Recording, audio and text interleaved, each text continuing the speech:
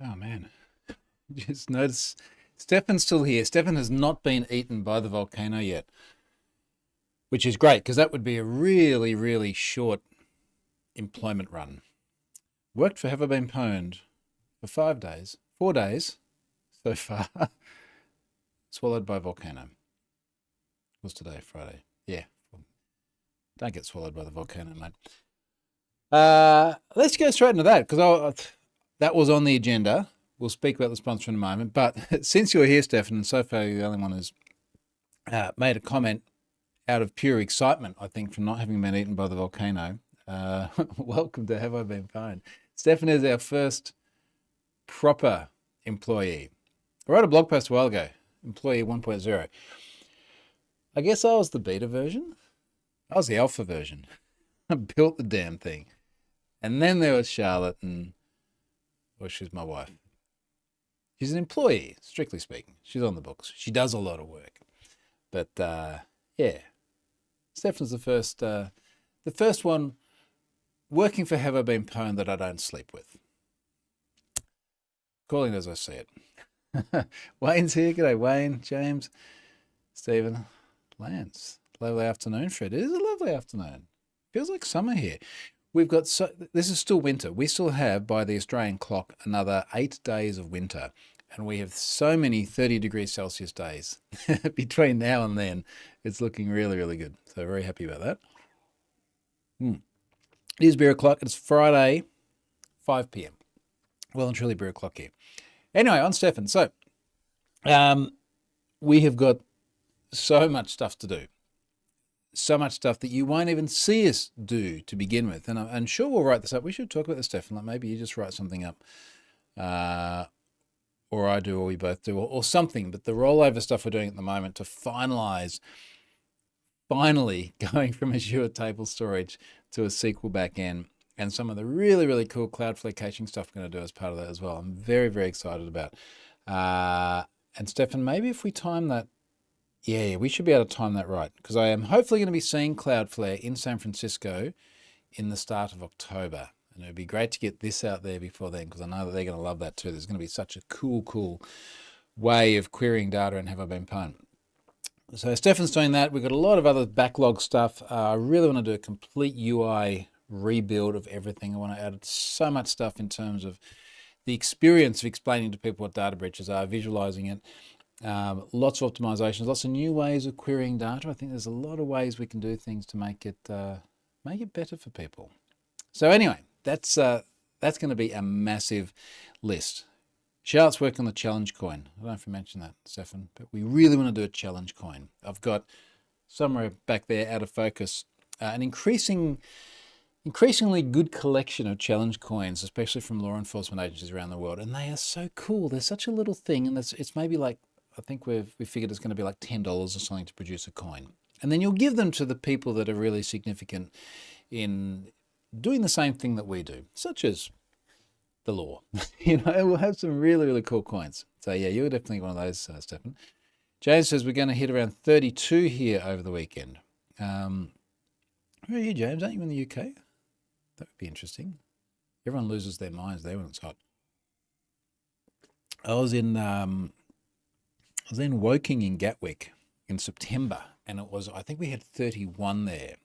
US. Okay. Oh, you're still the tail end of summer. Woking in Gatwick at about 31 degrees Celsius in September, and it was beautiful. It was actually so nice. I was very pleasantly surprised. Sponsor this week is 1Password. Someone else I'm going to spend a bit of time with, but I might just wait until we see what we can announce with that. But people I will definitely be spending some time with when I'm in the North America region, which isn't just the USA. Looking forward to them. 1Password extended access management, securing every sign-in for every app on every device. And I do think it's fascinating as both an advisor and someone with some skin in the game and a long-time user, but also just someone I think interested in watching the industry. As we increasingly move towards a passwordless future or more passwordless solutions built into more things, it is curious to see them focusing more on extending that security posture out to devices as well. Secure every sign-in for every app on every device. Modern security and IT teams need to make sure every identity, device, and application is secure. Only 1Password Extended Access Management, XAM, I think they pronounce it XAM, checks every box. And this, of course, is the acquisition that came via Collide, which is clearly giving them a great big capability they didn't have before. So I'm looking forward to spending some time with some 1Password folks, learning more about that. Stephen, I was in Melbourne 2 weeks ago and was enjoying the 22 temps last week. Daughter commented it was hotter in winter than the UK summer at times. Yeah, I know, we had that discussion all the time. Stefan's at a whopping 8 degrees C there. You need to get closer to the volcano. Not too close. Not until we finish this rollover. You got a great big heater in your backyard, mate. You'll work out a way. Formidable Ink is in France. West of France, it's raining and around 18. So what are we here? It's 21 outside at the moment. My office is 26. And that's after running the aircon for it as well. It's winter, I'm running the aircon, which is fine. My office is a bit of a mess. It's a bit hard to see because it's all kind of bokeh out, but I have suitcases. We have refreshed the suitcase range only about 2 years after previously refreshing the suitcase range. With Samsonite stuff, I have nothing but negative things to say about. And I have literally just before this podcast gone and put out in the rubbish to go to the tip. Everything kept falling apart. And you buy them and it's like lifetime warranty or something like that. And that turns out to not really be what it sounds like. Because every time something breaks, you have to go and find a store somewhere to take it to, and then they have to go and replace individual bits. But then they won't replace some bits, and they're just rubbish. So anyway, the new stuff is Tumi. And not necessarily because of our affinity to McLaren, but it's the Tumi McLaren suitcases, which look really sweet. They're really nice. So I'm looking forward to heading back to the US and the other bit in North America in about a month from now and giving all that a bit of a run. Wayne has a storm hitting the UK at the moment. Trees falling. Stephen, how close is too close to an active volcano? Asking for a person. Don't get eaten by the volcano, mate. CSA, I wish 1Password allowed to disable re-entering the password again for SSH sessions. You can unlock the vault on an SSH prompt, but we're not allowed SSH for the vault password. Okay, haven't been there before. My only gripe otherwise, great password manager. Good people too. And again, I have skin in the game now. I understand that. But prior to that, every time I actually saw 1Password people, I've said this for years, they're like people you want to go and have a beer with and have a conversation with. And they're technical people too. And I have spent time with some of the other big password manufacturers. There's a lot of marketing droids. A lot of marketing droids was the thing that always struck me. So, Stefan says, when your boot starts melting, you're probably too close to the volcano. That's probably a reasonable way of putting it. MSpy. I thought we had had the last of the discussions around MSpy. Where is this story? You're all like me, right? Where you got like about 5,000 tabs open. What if I go to history? A bit of Control H, MSpy. Now, MSpy, in case you have not remembered, I literally just, this is, again, I'm sure I'm not the only one that does this. I had emailed the link to myself because it was on my phone and it just seemed like the easiest way to get it back to me was to email it to myself. But mind you, Chrome does have that thing where you can look at things that are open on other devices. And then I deleted it. Where's my deleted items now? It would have been my sent items because I sent it to myself. Oh, God. It has been a long week. I spent a huge portion of yesterday trying to solve Stripe-related issues due to procurement departments and resellers. I have written a blog post which is pretty much ready to push the button on. I think I might do that actually after I do this video. I blew so much time trying to fix this thing, trying to find a solution. I gave you a little bit of the insight on that, Stefan, but I have a big ranty blog post about to go out. Now, MSpy is the surveillance service to monitor your children with, and you would never use it to non-consensually monitor a spouse, right? It's in that whole realm of dodgy spyware apps, which clearly have a massive market around non-consensual spousal monitoring, which is a very, very icky space for all sorts of really obvious reasons. They had an incident, I think it was 2015, data breach ended up in Have I Been Pwned. They had another incident, I spoke about it at length, probably about 6 weeks ago, where a whole bunch of their Zendesk support tickets got exposed. And of course, in those support tickets is all this information about how do I monitor my husband/wife without them finding out. So, not a real good look for a company, which then has all this information about, oh, you shouldn't do that, you should be legal, also here's how to do it. It was dodgy. Now, I did lament whether I should talk about this or not, because it does relate to data that has been published publicly, which I want to talk about because I don't quite feel it should have been in that way. And by talking about this story, it does have links through to the data, but it's impossible to talk about the story and not then highlight the fact that the data is out there and very easily obtainable. So here's the headline. Spyware company seeks legal takedown. And it's from Flockynet, the privacy blog. Now, Flockynet has a .is TLD. Stefan, there you go. An Icelandic TLD. My understanding is that they are a host. Shared hosting, virtual private servers, dedicated servers, they are a host. I'm just going to start at the start of the story here. We have received a takedown notice from the company mSpy, alleging that the domain ddossecrets.com, specifically the section, full URL with all the data on it, is hosting stolen personal and corporate data belonging to them. Not you, it's not your data. It's not the stalker's data, it's the data of the stalking software company. We frequently receive, actually, Stefan, if you know Flockynet in Iceland, what's their shtick?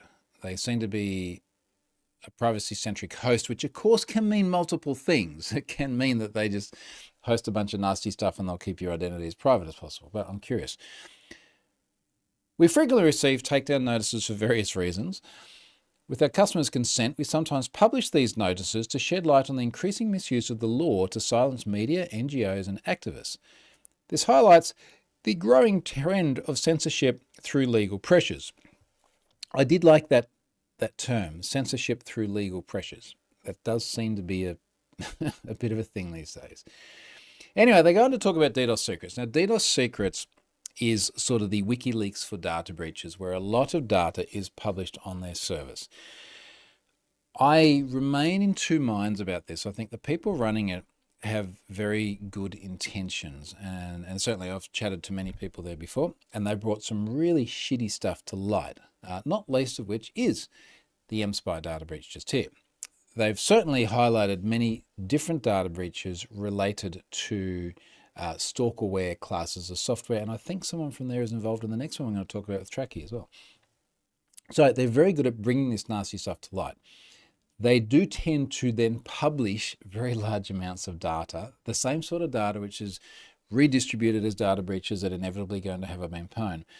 And that's where I do have a bit of an issue, because as shady as mSpy is, inevitably there are a bunch of people in there that are monitoring their kids because they're worried that, well, they could be just helicopter parents, but also there are people in there who are worried about their kids who might have drug dependencies or mixing with the wrong crowd. And there's a whole other discussion about how legitimate that is, but it is different to, I would like to stalk my wife.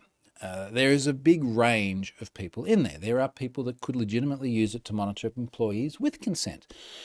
There is a whole thing which I don't understand, where partners do, with consent, monitor everything that each one does, because one of, I don't know, there's some weird things in there. I think some of it's tied up with religious beliefs and things as well. Point is that there's a bunch of people inevitably in here who are not the bad guys, not in the scheme of stalkering behavior. So I don't really like the idea of it having been redistributed and published in this way. That said, the company that runs mSpy is obviously shady AF. I don't think there's any doubt about that. Now, part of the problem is when this data breach happened as well, no one could get any comments out of them. In fact, there was a whole bunch of discussion around which company does actually run it. Now, the speculation at the time was that it was run by a company called BrainStack. BrainStack is a Ukrainian company. I don't know if they raised that looking for some sympathy to run their stalkerware, but anyway, apparently they're Ukrainian. So they've sent this takedown notice, and I'll sort of pick the highlights out of that in a moment. But inevitably, let's have a look at let's actually have a look at DDoS secrets, and we'll confirm this assertion. Inevitably, DDoS secrets is running behind Cloudflare, and all we've got to do is just clear those requests, reload that. But I'm sure there's lots of services out there that will tell us who they're running behind, but if we see CF cache status headers and CF ray headers, we know it's Cloudflare. Right, so they're sitting behind Cloudflare there, which is fine. Cloudflare has received the takedown notice. They have forwarded on to Flockynet. Flockynet has then popped up and written this blog post about it. Now, they then have a lot of information here about DDoS being committed to fighting censorship and MSpy being kind of naughty. So where I think it gets interesting is they say, we have decided to ignore the takedown notice for the following reasons. Number one, public interest and transparency. And then they go on about that a bit. Number two, MSpy's questionable practices. I agree with that. Number three, protection of whistleblowers. Four, misrepresentation of legal protections. And we'll talk about the misrepresentation that MSpy's dished up a little bit later on. This one expands a bit. While MSpy cites various data protection laws such as GDPR and CCPA, the context of the data publication is crucial. MSpy's invocation of GDPR, CCPA, and other data protection laws is a transparent ploy to manipulate legal frameworks designed to protect individuals, not corporations that engage in surveillance and data exploitation. However, there are a lot of individuals there in the data. Now, I can see this being a very lawyery argument. The public interest in exposing MSpy's actions far outweighs their claims of legal protections, free speech, so on and so forth. Now, the request that went to Cloudflare that came from the reporter's name, BrainStack, reporter's email address, pr@brainstack.team. What else do they do? BrainStack. Reporter's company name, BrainStack. So this is the association of BrainStack to the product. Okay, well, the website's all in Ukrainian, but we can translate that to English. Ukrainian multi-product IT company. Okay. And then we have the CEO and so on there. All right. So anyway, that stacks up all the speculation about it being BrainStack. And then they got the reported URL, which of course is a full path to all the data there. I'm writing to formally lodge a complaint. This would have gone to Cloudflare regarding the domain name ddosssecrets.com, which appears to be utilizing your network services. It goes on and on and on. And then it has a whole bunch of legal jargon, a whole bunch of acronyms, and a whole bunch of very veiled threats against Cloudflare. Now, Cloudflare, of course, would get this all of the time because all sorts of different services use Cloudflare, including Have I Been Pwned? They're saying here, given the gravity of the situation, we urgently request following actions.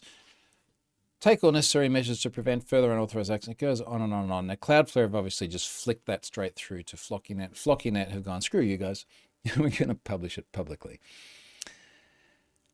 So again, I am in a position of two minds about this, where I loathe the business model of MSpy, and I have no sympathy for that being shut down, given the damage it inflicts on people.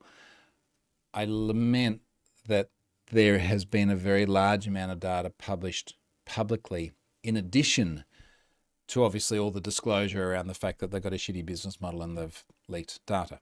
I did notice, I went and checked, MSpy still have nothing about this data breach on their website. I'm sure that they have not notified anyone, because otherwise I would have heard about it. And they've still got a blog post up there about why MSpy is safe. So they've stuck their head in the sand, except for the legal notice when they're trying to get the data taken down.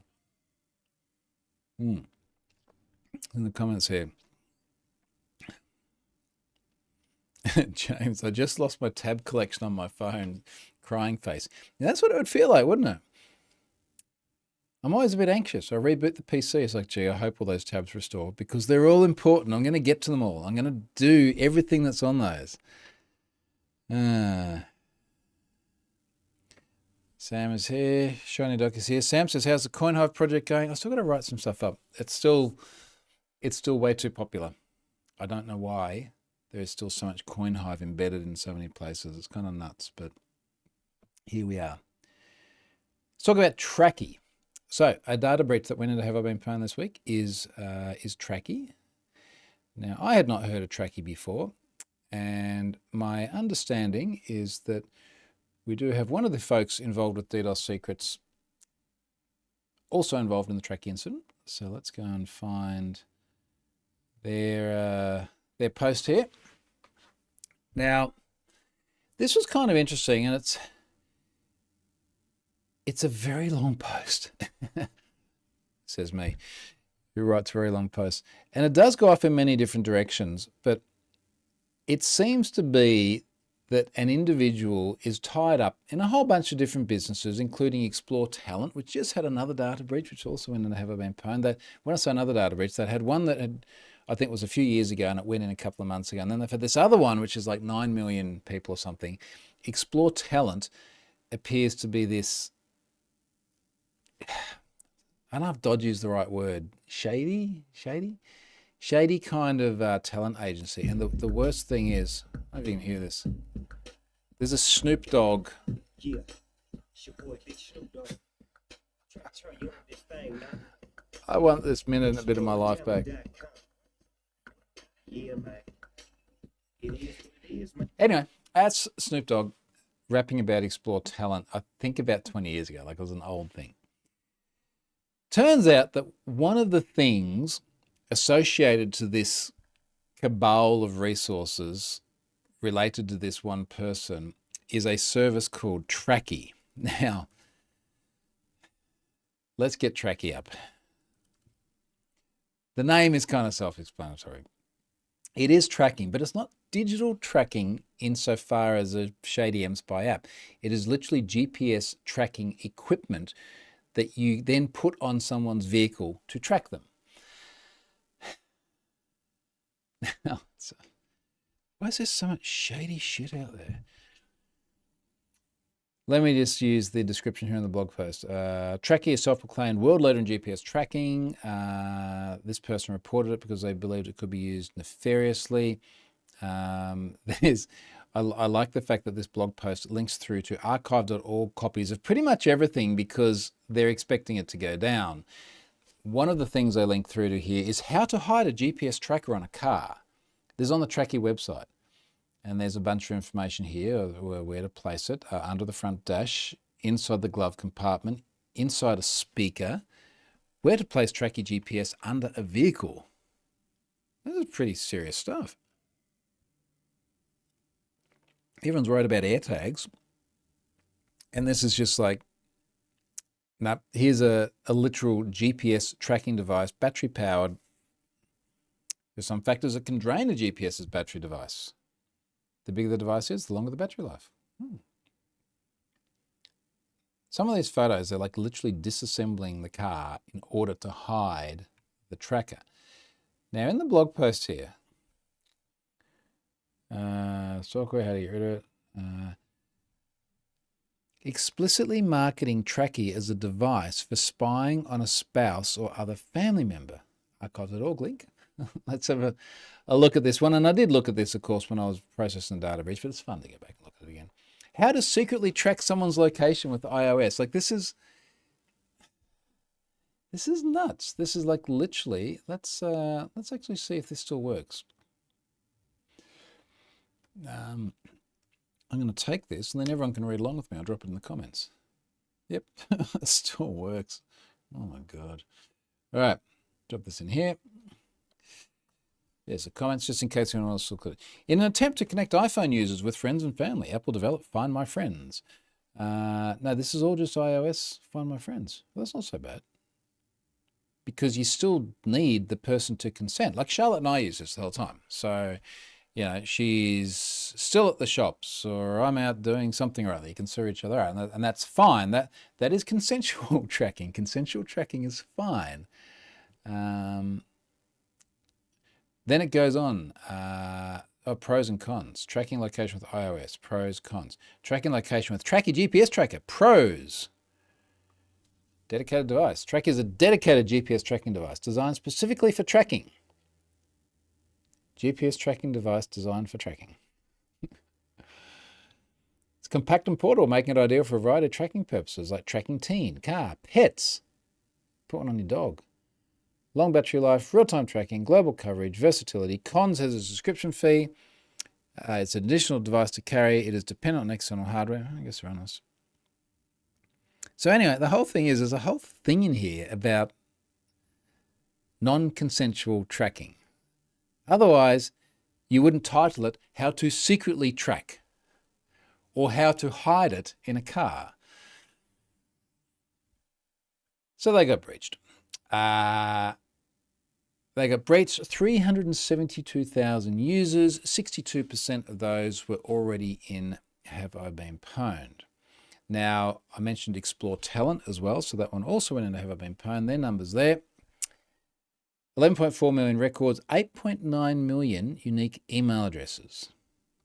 This is separate to the 2022 breach that exposed 5.4 million email addresses. 94% already in Have I Been Pwned because, of course, the 5.4 million from before were already in there. So there's a 100% hit rate on half. And then I guess you've got, roughly, what's that, 3.5 million left, lower percentage hit rate than the 94%. That's crazy.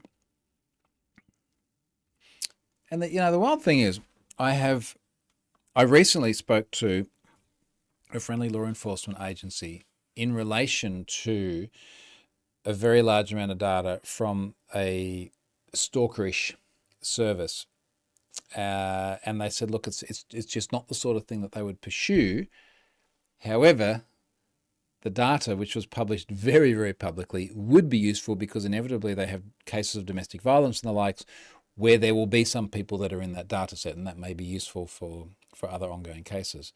But it's just kind of nuts that this is so blatantly there to violate people's privacy, and they just keep operating, and they keep ending up on my website. Yeah, anyway. What else is happening? Browser stuff. I'm getting too late on Friday for browser stuff.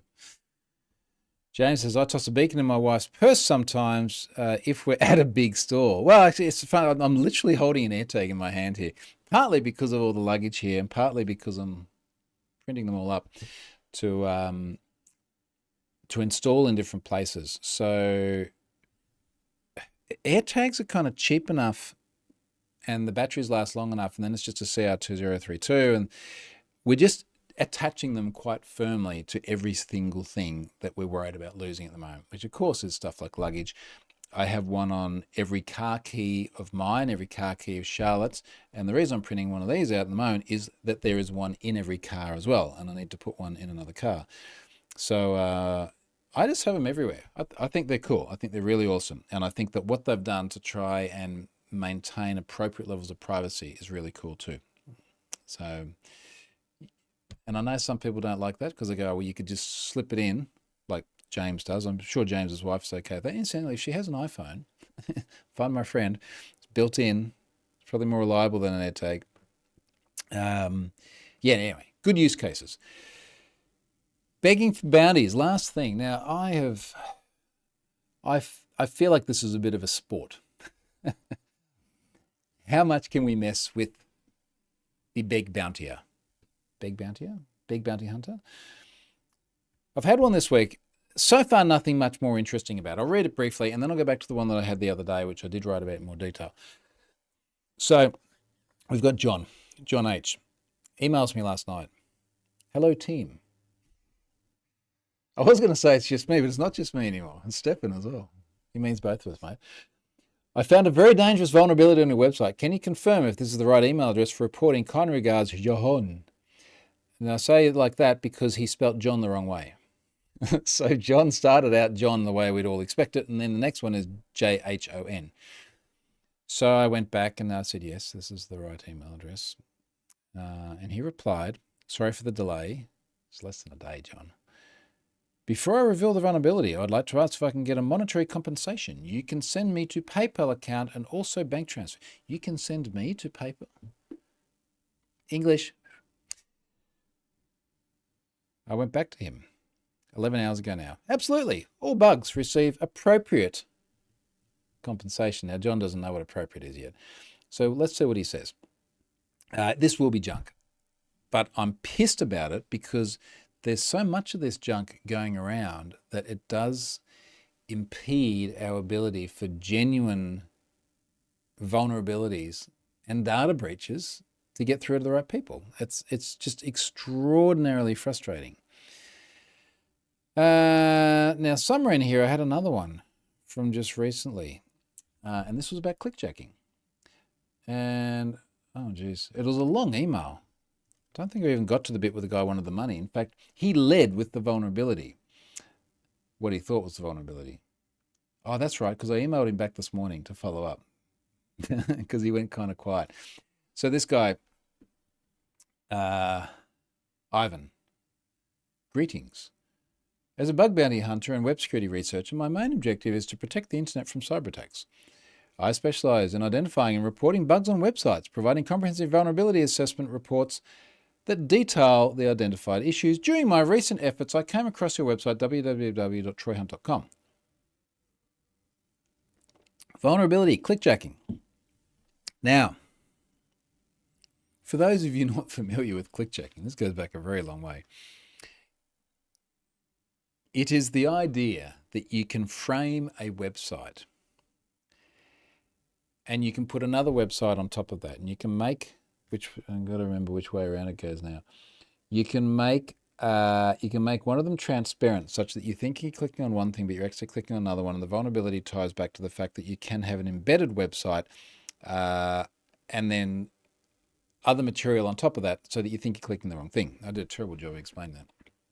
I've done it so many times in workshops, but I think it's been 2 years since I've done the workshop now. We used to have XFO headers, X-frame options headers. The X-frame option headers would reject one website being embedded in another. John has come back to me and he said, you don't have XFO. And the fact that you don't have XFO is the problem. Now, what he does not realize, what's with remediation? The frame busting the victim visits the attacker's website intending to interact with the visible user interface, but inadvertently performs action on a hidden page. Using the hidden page and attacking and deceive the user into performing actions.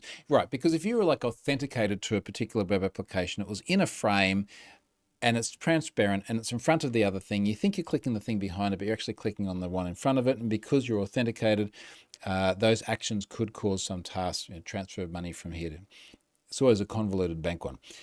The frame busting technique is an effective framing protection method. Sending the proper X-frame options HTTP response headers instructs the browser not to allow framing from other domains. So he's saying, I don't have an XFO header. And he's right, I don't. But what Ivan doesn't understand is that we have superseded XFO with frame ancestors. And the whole idea of having a frame ancestors content security policy is that you can declare which other websites can be an ancestor to your website. I could say that Have I Been Pwned is allowed to put troyhunt.com in a frame. Probably wouldn't make much sense, but there are other times where you do want your service to be embedded in the frame somewhere else. So he hasn't realized that by having an XFO header, or rather by having a frame ancestors header, you don't need an XFO header. In fact, there's a Mozilla reference there that explicitly says frame ancestor will supersede whatever is in XFO. So I've gone back to him and said, can you send me a working POC of this via CodePen or similar? See if you can make it work in a modern browser. I did say modern browser, because if you go back far enough, a very, very long way, frame ancestors in a CSP wasn't understood. He won't be able to do it. He won't be able to make it work, which is why I followed up on him today, because I really want to know the answer. Both these situations piss me off no end, because not so much for me, I just find it entertaining, but for all of the other people that receive this stuff, because they get vulnerability reports and they're heart and mouth. They're like, geez, I've heard about all the data breaches. They're on that website with the funny name. I'm really worried about something being wrong. I have to take it seriously. And then imagine your average even IT person out there. Most folks aren't going to know what is an XFO header. Do we need to worry about that? What about frame ancestors and a CSP? Let alone the really generic one from idiot mate John here is just like, you've got a serious vulnerability. So I hate that seedy aspect of people who allege to be part of our community. That's shitty, and they deserve for me to have some fun at their expense. What else is in the comments here? Wayne recently learned a CR2032 gets its name from the 3.2 is the height and 20 is the diameter. Oh, that's cool. Does that logic still apply to all the other CR variants? I imagine it would, wouldn't it? So 3.2 is the height. So the last part is the height and the first part is the diameter. Ah, okay, cool. Thank you. That's something quite useful. Marek got an automated call from Lost Pet Finders about a pet lost in the area. Interesting service, but maybe they should have AirTagged the cat instead. Yeah, I love that. If I had a dog or a cat or something, I'd AirTag them. Totally. So long as I can't swallow it. I hear that's a bad outcome. CRC's had a couple of folks doing bounty begging, even for open source projects. Wouldn't say anything without payment. Never end up finding out what they were talking about. I feel that every time we see this, there's, without doing too much profiling, there's a very common thread amongst them, and they're clearly just opportunistic, using freely available tools. I've seen beg bounties because of SSL Labs reports. I'm sure Scott's securityheaders.io has been used for many beg bounty reports before. Things that look at SPF headers. SPF is the big one. I did actually notice that someone was trying to send an email from troyhunt.com and I was getting policy violations come back the last couple of days. So maybe it's that person, but maybe it's John. But surely he should have realized the fact that these were bouncing by any recipient that enforces the policies. So I don't know. Steven says, my phone must have been listening to you, Troy. I just got notified. I'm now part of Google's Find Me device network. Find my device. Okay. Good luck. Hopefully that's deliberate. Stefan says, I agree with the edge nagging. Okay, they're back on browsers. James says, not the only battery named that way. 18650, 18 mil by 65 mil. It's useful once you find out. And so long as I carry my vernier calipers around, I will know exactly what each battery is without reading the name that's printed on it. But it don't mean to be smart ass about it. It is actually interesting to know how these things get their names in the first place. Okay, folks, I'm going to wrap it up there. That's a Friday afternoon for me. I'm beat after spending all day yesterday doing that stuff. I think I'm going to go and get that blog post out in the next 15 minutes or so. And then you can read about how frustrated I am about Neville. Watch out for the Neville story. Thanks, folks. See ya.